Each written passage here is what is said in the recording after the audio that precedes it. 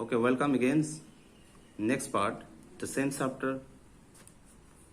Now we will discuss about asteroid. So, what is asteroid? We will discuss about asteroid. Apart from the stars, planet and satellite, there are numerous tiny bodies which also move around the sun. ठीक है, star और planet के अलावा, satellite के अलावा बहुत से सारे ऐसे अनगिनत छोटे छोटे ऑब्जेक्ट्स हैं, बॉडीज हैं, जो कि सन के सारे और चक्कर लगाते रहते हैं। ठीक है, ये सारे बॉडीज को हम क्या कहते हैं? एस्टेरॉइड कहते हैं। They are found between the orbits. ये ऑर्बिट के बीचों बीच में देखने को मिलता है। Orbits of the Mars and the Jupiter, ये मार्स और जुपिटर के जो ऑर्बिट है उसी के बीच देखने को मिलता है। जो मैंने पिक्चर में दिखाया था आप सभी को, जो एस्टेरॉइड बेल्ट है वही है मार्स और जुपिटर के ऑर्बिट के बीच। Scientist are of the view that asteroid are the part of a planet.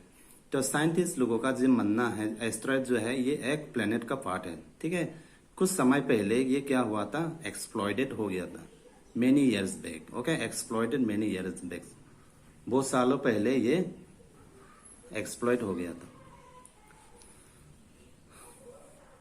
Meteoroids. Now we will discuss about our meteoroids, the small pieces of the rocks. Meteoroid क्या होता है, तो इसके बारे में हम अभी डिस्कस करेंगे।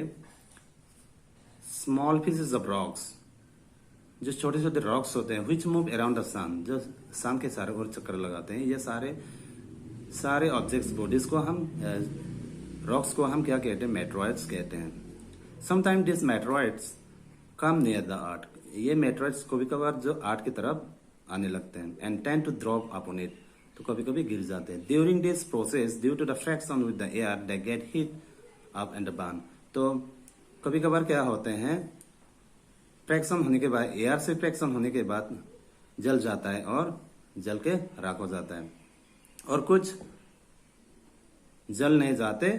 ठीक है, तो पूरे पृथ्वी के, यानी it's come on the surface of the earth. कभी कभार जो ये अर्थ में गिर जाते हैं, उसके बाद बड़े बड़े होल हो जाते हैं। It's burn falls on the earth and create the hollow. Okay,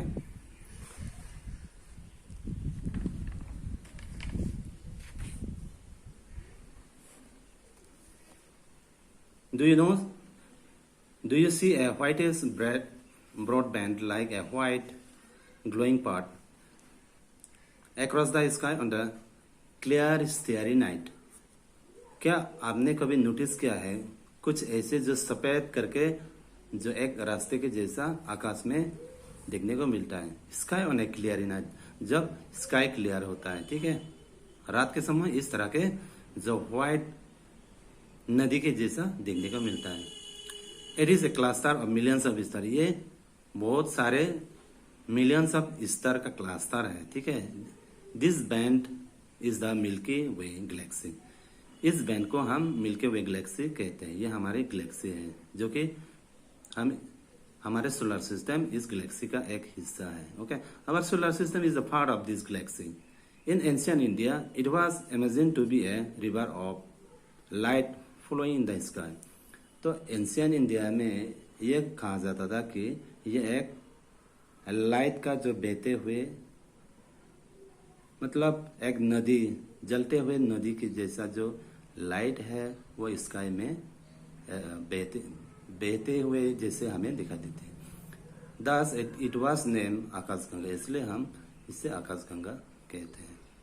A Galaxy is a huge system of millions of stars and clouds of dust and gases. जो गैलेक्सी जो है, इसमें मिलियंस ऑफ स्टार्स होते हैं और clouds होते हैं, dust और गैसेस होते हैं। There are millions of such galaxies that make the universe. इस तरह के बहुत से सारे मिलियंस ऑफ गैलेक्सीज होते हैं, वो सारे मिलकर यूनिवर्स बनाते हैं। Okay, it is difficult to imagine how big the universe.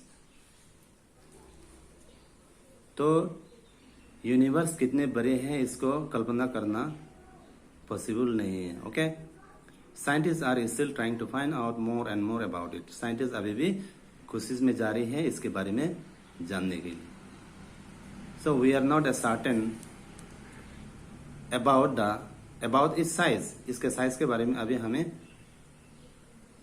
जानकारी नहीं है, but we know that all of us, लेकिन हम जानते हैं कि हम इस मिल्की यूनिवर्स में रहते हैं। Okay, you and I belong to this universe.